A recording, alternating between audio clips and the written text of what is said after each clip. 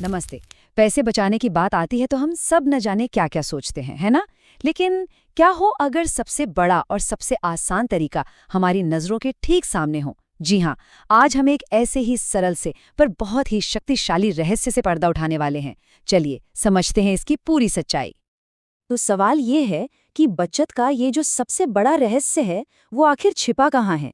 क्या ये कोई बहुत मुश्किल इन्वेस्टमेंट प्लान है या फिर कोई सीक्रेट बैंकिंग ट्रिक? यकीन मानिए, इसका जवाब शायद काफी हैरान करने वाला है। तो चलिए पर्दा उठाते हैं इस रहस्य से। इसका जवाब छिपा है एक बहुत ही आसान से समीकरण में।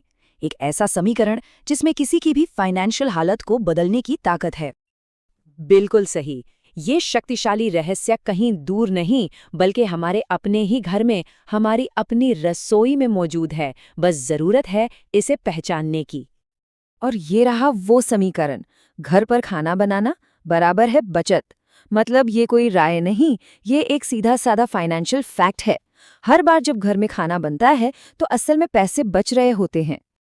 पर सवाल ये है कि ये इतना असरदार क्यों है? मतलब घर पे खाना बनाने और बाहर खाने में आखिर इतना बड़ा फर्क क्यों आ जाता है? चलिए इसके पीछे की वजह को थोड़ा और गहराई से समझते हैं। देखिए, जब कोई बाहर खाना खाता है तो वो सिर्फ खाने के पैसे नहीं दे रहा होता। उस बिल में रेस्टोरेंट का किराया, वहाँ काम करने वालों की सैलरी और हाँ, उनका मुनाफा, ये सब कुछ जुड़ा होता है। फिर ऊपर से आते हैं टैक्स और टिप जैसे छुपे हुए खर्चे। और चलिए मान लेते हैं कभी-कभी मेन्यू देखकर कुछ महंगा ऑर्डर करने का मन भी कर जाता है ना? दूसरी तरफ जब घर पर खाना बनता है तो खर्चा सिर्फ और सिर्फ सामग्री का होता है। कोई एक्स्ट्रा फीस नहीं, कोई छिपा हुआ चार्ज नहीं। मतलब बजट पर पूरा कंट्रोल। ठीक है, बातें तो बहुत हो गई। अब जरा असली आंकड़ों पर आते हैं। चलिए देखते हैं कि इन दोनों तरीकों में पैसों का कितना बड़ा अंतर है और समझते हैं बचत के इस पूरे गणित को।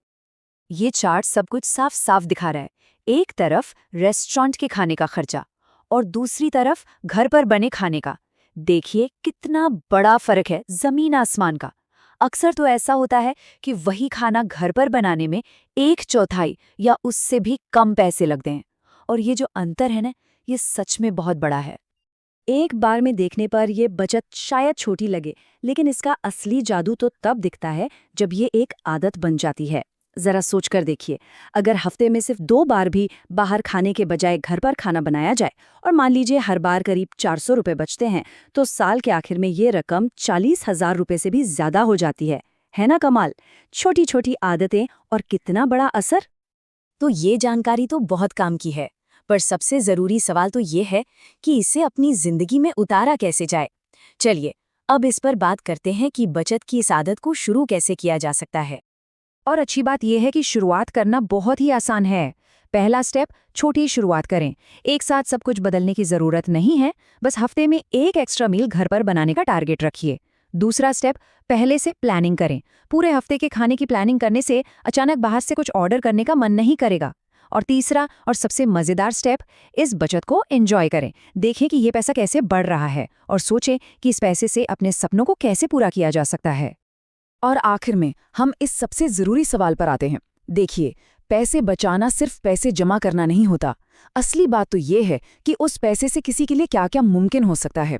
तो सोचने वाली बात ये है कि घर पर खाना पकाने से जो बचत होगी, उससे क्या हासिल किया जा सकता है।